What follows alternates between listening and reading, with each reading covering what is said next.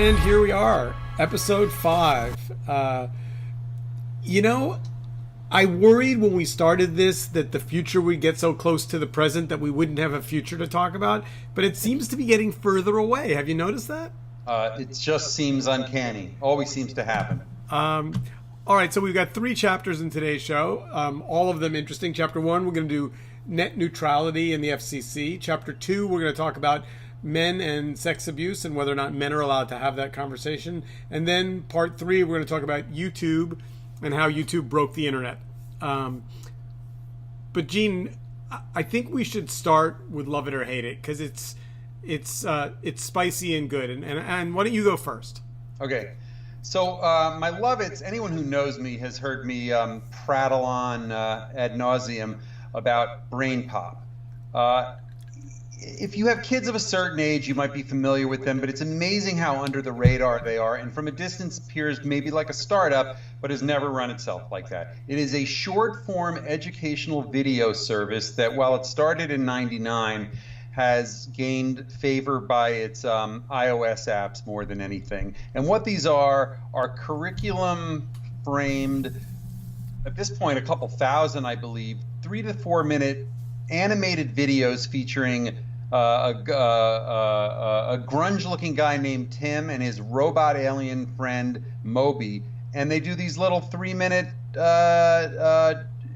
races across topics ranging from Shakespeare to net safety to quantum mechanics. And as I think I might have already said here before in a more brief mode, they're really funny, they're really compelling, and when you're a 5, 7, 12, 16-year-old kid, especially the younger, you will just watch these things over and over again, which for my 10-year-old son means he commits to actual working memory the basics of quantum mechanics. So it's just wonderful.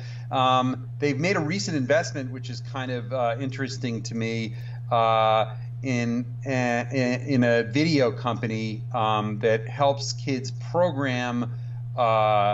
learn to program by using video. So I'm intrigued by that. But other than that, they just are kind of sleepy. All right, so my Love It for this week is this Apple app called Clips. Oh. It's a very simplistic kind of like iMovie for dummies, but with the iPhone 10, they've added this great 3D background video that you can actually be an animated character inside a 3D environment. And, wow. It's got all kinds of little early quirks, but you can see the future. And I'm now doing a weekly 1-minute video using it, and I really like it. Like it's great. Anyway, but do you need iPhone 10 to have it? You can it works with any iPhone, but it has the 3D backgrounds require iPhone 10. Right. So it's kind of like 3D green screen in a way. Yes, exactly right. Yeah, which is a pretty cool thing. All right, so let's do the hate it's, because we're both pissed off this week. Yeah, and this is just so age old for me.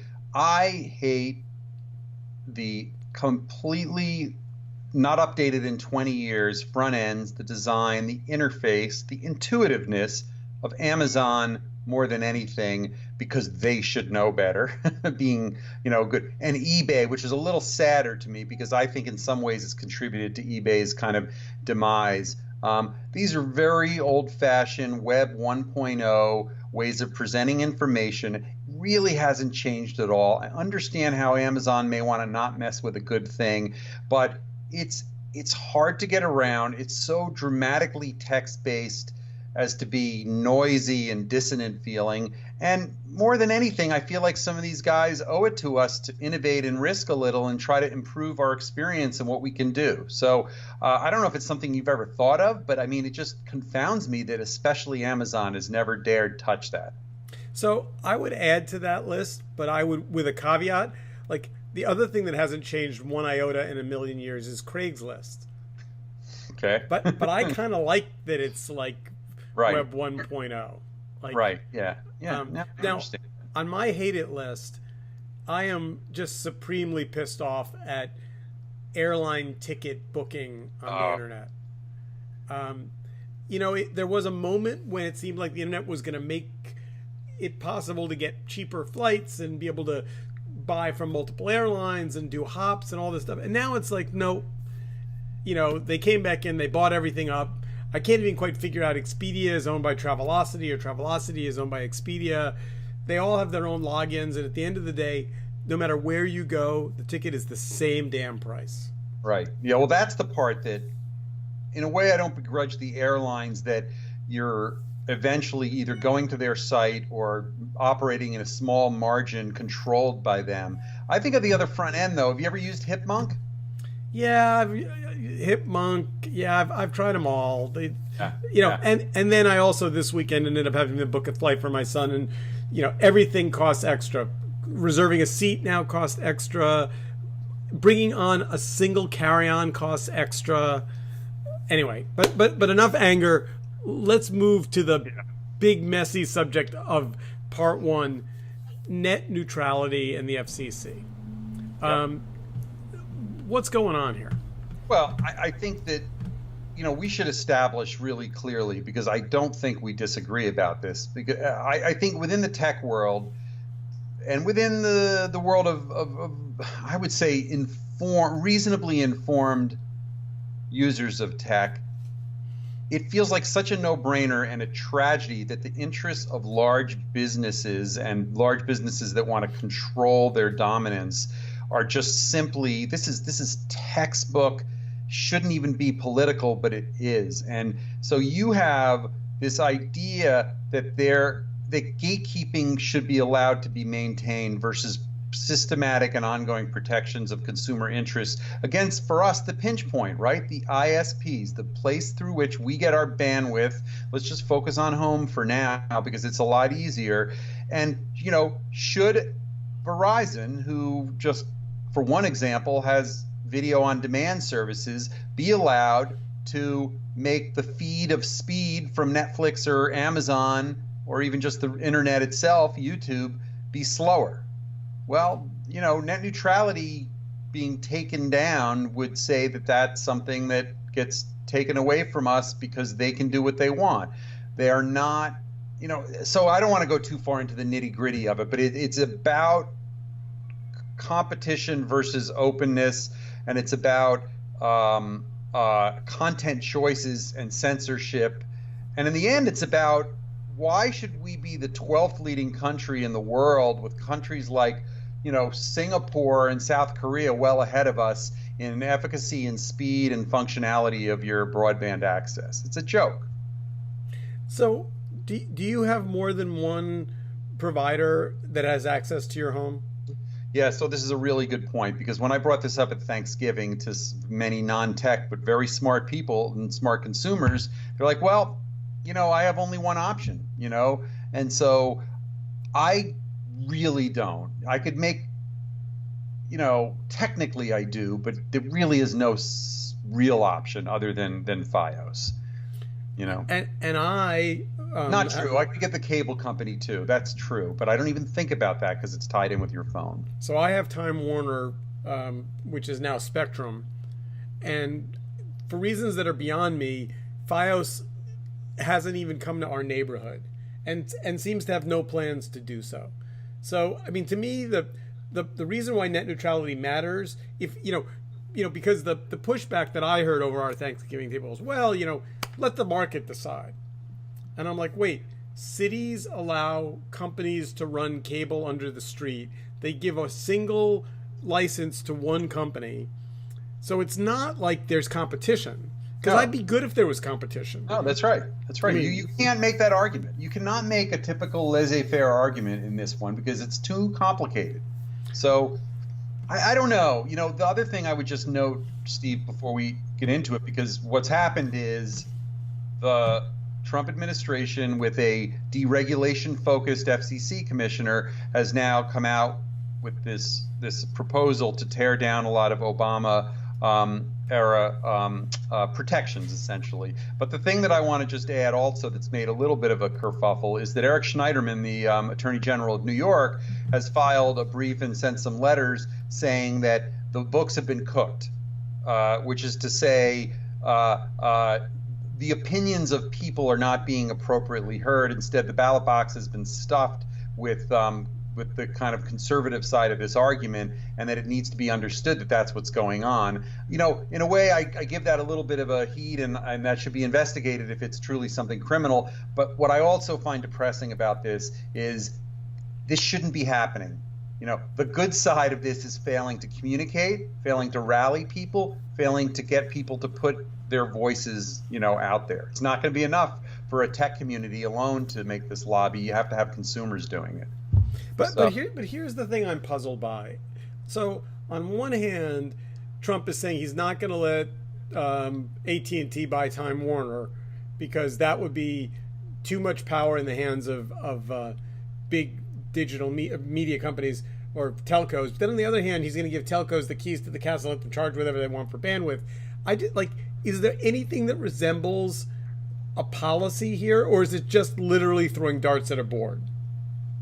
Well, I think that the AT&T merger, I would put in a little box in the corner. I do feel like the Trump administration policy is very consistent with conservative, let businesses and competition rule the day. It's just oversimplified, blunt instrument, misunderstood. And like a lot of things, this is a classic example of the story out there is that nothing has been done by the Trump administration legislatively. And sure, maybe the Congress isn't doing anything, but a series of things have happened that are dramatic and major, whether it's by how administration is running its various, EPA and things like that, or something like this that straddles the line into policy, but it happens outside the vacuum of congressional approval, right? You get to appoint someone, and unless it gets overturned, it's just going to go through. The good news on this is that the next administration can come in and reverse it again, but we don't need this kind of nonsense. So let's talk about something you found where we can actually make a difference. What is ResistBot? Yeah, so one of the nice things about the internet is there's been an ability to organize and rapidly get the word out about what really is important. Phone calls, emails, letters to your congressmen, to your senators, to your local officials, to the White House. There's a really neat new application that you can just find on the web. It's called ResistBot, resistbot.io.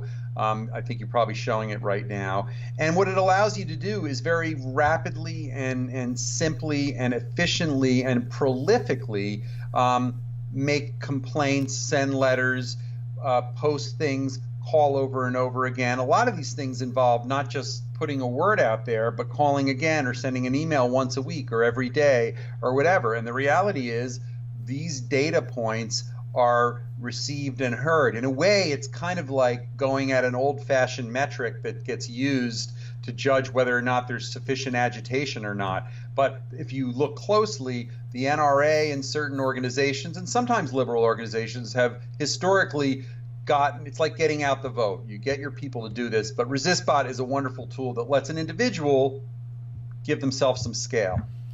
So we will use ResistBot. We will use ResistBot. Yeah. So moving on to chapter 2, which is going to be thornier. Yep.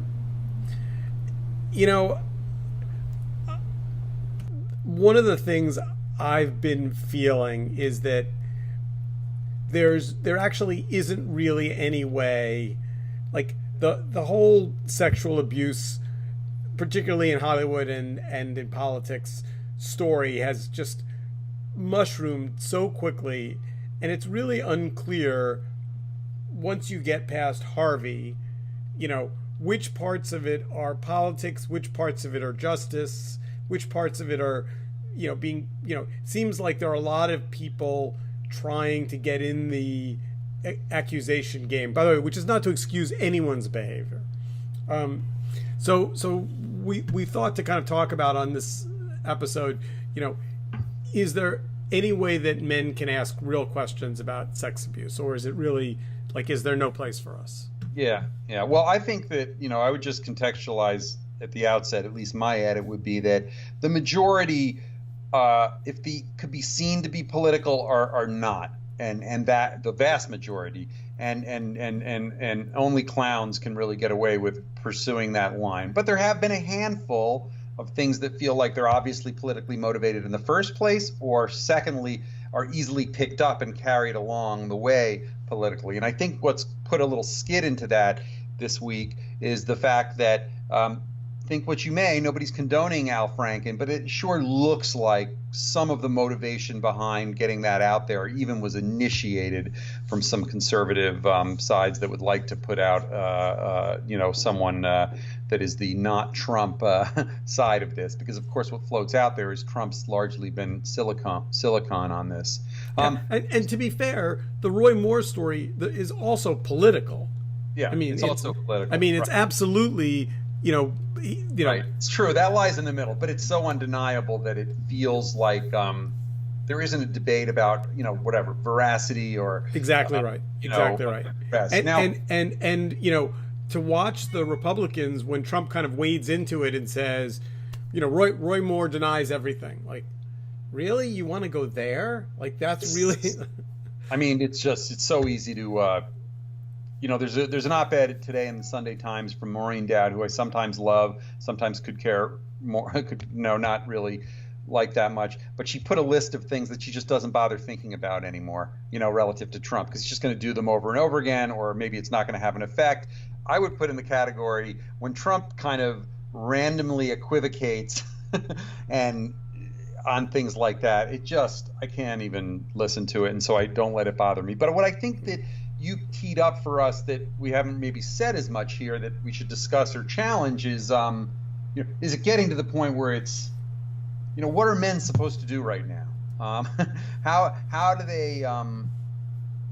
they manage through this? Do they, is this such a crisis moment, for men? The article that you linked to, talked about healing and things like that. I'll just say really quickly, because you could better articulate why you posted that as a touchstone. I just think men haven't earned. The moment is still so important for women to get their voice out, that whether it's damaging men's ability to feel like they can be proactive human beings is still beside the point. I still don't feel any concern about that or anything else. But maybe give a little spiel on what feels meaningful and what that woman and her organization is trying to do. I'm not sure I know. Feel so. Well, a couple of things.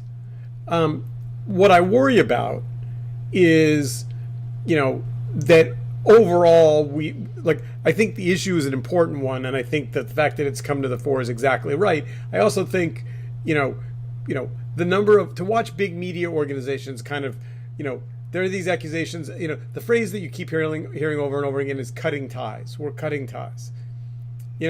And there will come a time when we need to actually figure out, what due process looks like. And so, for example, 2 journalistic organizations retracted the honors that they gave Charley Rose. And while I'm sure that's a legitimate outcome, I've kind of scratched my head, and it seems more like cowardly protectionism than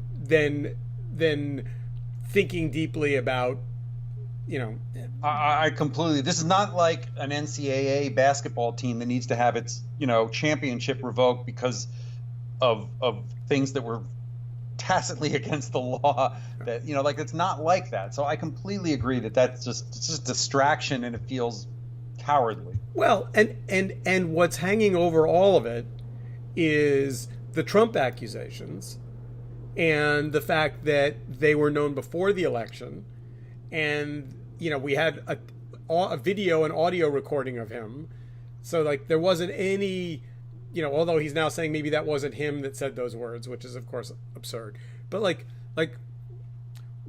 we're stuck in this moment where it's like, wait, the country still voted for this guy to be president of the United States after he said we should, it's okay to grab women and forcibly kiss them, which it clearly isn't. So then all these other people are going to pay, their careers are going to end, they're going to pay this price, but we're going to still not prosecute him for, I think it's 19 women have come forward and said that, we're hardly through this and out the other side, is I guess my point. No, I agree. I think that when I try to steer it into a direction where we have maybe some meaningful input is what is technology, the internet, social media, how does it bear on that, and are there more things that could be done? I'll just mention that, like a lot of others, we could have teed this up this way, but it's happening anyway, that a lot of these issues are coming up over Thanksgiving. And at my table, and I was hosted 33 people, so we had 3 tables of 11, we kind of went around a little bit talking about it, and the women, adult women there, almost every one of them had one or several issues that had happened in their lives that they had forgotten about until then. And so the subject came up of like, should they be posting in social media or among their circles of friends, or should they be calling out some high school teacher that they knew or whatever else? And I kept thinking, we're just at the beginning of this, because I just felt like I wanted to say all power to you, where there were a few people that were saying, what about the poor men in their defense? And I just don't have any patience for that. But I guess what's interesting is that I really do think that hashtag of Me Too was so important. Yeah, I totally agree. I do feel like of all the things that it isn't necessarily good for because of how much of a lightning rod it can be, Facebook largely was the platform and the vehicle through which this was untapped. Facebook itself seemed like they just wanted to let it happen, and bask in it, but not touch anything. But I do feel like I'm just not really thinking much about Trump, other than hoping that he gets his comeuppance on that. But the issue is even bigger than him. Yeah, well, but I think, going forward, there won't be any, I don't know if it was Charlie Rose or somebody who said, I thought that I was, responding to feelings that were mutual, but in hindsight they weren't. And it's just like, really? Yeah, that's so lame. I mean, you were 50 and she was 20 and you thought she was hitting on you? Like, in what fantasy world? Right, and you didn't just look at the situation and say, by definition, this is actually on the list of things that right. Are sexual harassment. Yeah. And by the way, I thought the woman's comment, who was the executive producer of Charlie Rose, was maybe the most kind of, she's like, these women came to me and I said, that's just Charlie being Charlie. And like, I don't think women in positions of power will ever again let other women be ignored in that way. And so you're right. I think it will start to change the very definition of what's normal, and the idea that in hindsight that was normal is of course absurd. Yeah, we can talk a lot about it, but So chapter 3. Yep. Chapter 3, near and dear to my heart. This is an article that I wrote for Media Post this week about YouTube and its impact on video. And why don't I let you start, and I'll see if I can respond, because I have some strong feelings about this. Yeah, well, first of all, everyone should read the article. It's a terrific article, and what I like is, you kind of slice through a very personal view, because you're a player in it to a certain extent, and also, the historical understanding of exactly what Chad and those guys did back then, and how things evolved. Because from day one, there's no way. There's 2 reasons why Google acquired YouTube and moved forward on it. One is video obviously was going to be a large thing, and so you just wanted to own something. And the second is just advertising, And so this was always going to be about building an advertising model. I think the key question that your article, at a headline level, comes out very strong, but is very reasoned and balanced in the article itself, is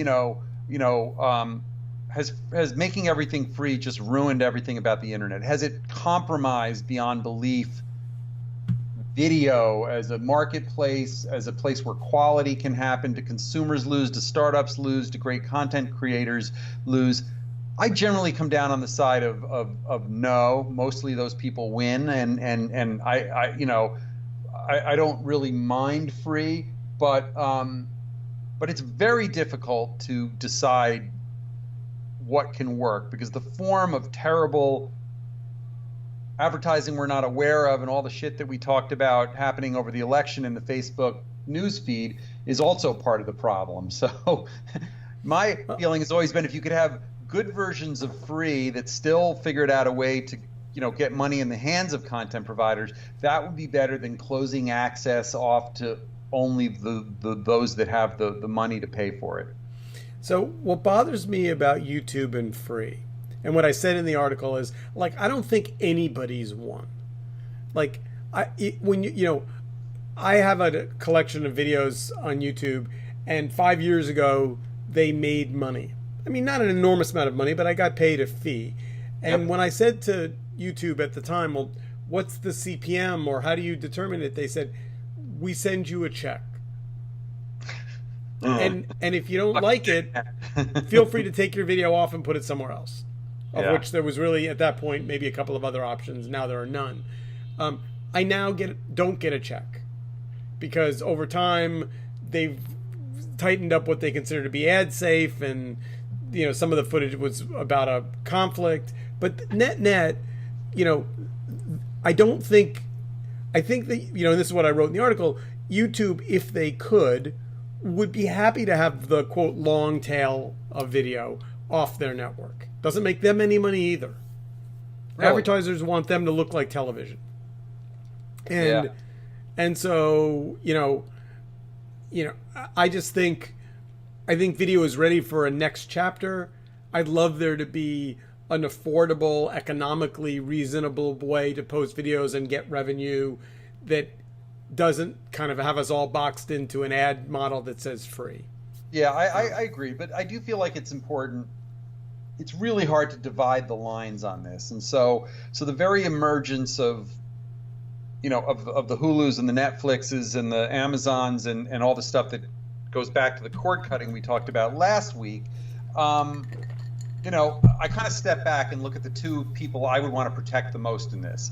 One is, for us as consumers, is the experience, is the choice, is the price better than it was, worse than it was? And we could talk about that. I'm not sure the answer. I know I've been a little price not resistant and willing to look at a lot of things, so it feels like a golden age of video to me as an end user. For content providers, though, that's the one that you gave a really valid point. But what about the 5,000 channels that are making $500,000 a year or more, or whatever it is on YouTube? I mean, is that a lot of propaganda that isn't necessarily true? But I guess the thing that bothers me, and we're not going to be able to answer it on this podcast, but to me, video has the potential. If you look at, there's glimmers of what video can be. If you look at, TED Talks, extraordinary. Yep. But why is there not a TED-like experience for ballet or orchestra or fine arts or jazz or, macrame or, all of the early promise of YouTube was that it was going to be this explosion of narrowcast, high quality, passion, innovation, knowledge sharing. And it kind of hasn't been that, because no one built a business around it, because YouTube got swallowed up by Google, and Google said, "Nah, we're just going to be television." And I would argue it's one of those things that I would always go to the refrain of, and I think both are true in that there is a long tail out there, but is anyone making money? Is it dynamic enough? And the narrow and the big guys and the high quality stuff also true. I almost added YouTube to my front ends that have frustratingly never been updated. I just believe a big part of this is, for all of its success and its dominance, YouTube is playing with fire to think it's messy, noisy. I don't think it even helps them. But I do feel like the notable ventures that I wish had done better around video in the last 3 or 5 years, the ones that have tried to play into the YouTube ecosystem and help us process it, manage it, filter it, But of course, as you would know, those are curation efforts, and that's a really hard thing to have as your only form of business. But there are still some great services out there that largely just use the YouTube API, but they don't get enough attention. So I don't know. But by the way, if you raised money, if you had investors that were foolish enough to raise money on the fact that you were going to make all your money from the YouTube API, all they have to do is just stretch their arms a little bit and shut you off. No, it's true. It's true. Although, again, the argument would be, and this is something we talk about for a while, and I think we probably should return to it in chunks, which is, you're still showing YouTube streams. They're being served by YouTube. Is that still adding, if in the right model, to what they're doing? You have certain limitations on making advertising on top of what it is. It's always been an issue of like, what is the player that's being carried along? Is it the one that should also have some of the ads that do the pre-roll? Like, it's frustrating as someone. I dabbled in some curation, and I actually showed you a couple at one point. And the frustration there was, you want it to be a clean experience, but like this YouTube experience is being carried over onto my app to show great sports videos or whatever. We are out of time. I'll put the link to the Did YouTube Kill Video article in the comments section. We might want to start doing some little polling of people on this, because it would be really interesting to see what people think of, or whether they're good examples too. I totally agree. Until then, I'm going to put up our Twitter handles on the screen, and let's just give a little quick pitch too, to just say, we're going to start sharing a little more, as Steve likes to say, getting the PR out on this thing. So as we start to post, we're going to ask some of you to give us some reviews. All that stuff helps, and we're going to try to turn a nice corner. Happy holidays and Thanksgiving, though, to everyone. Until then, future forward.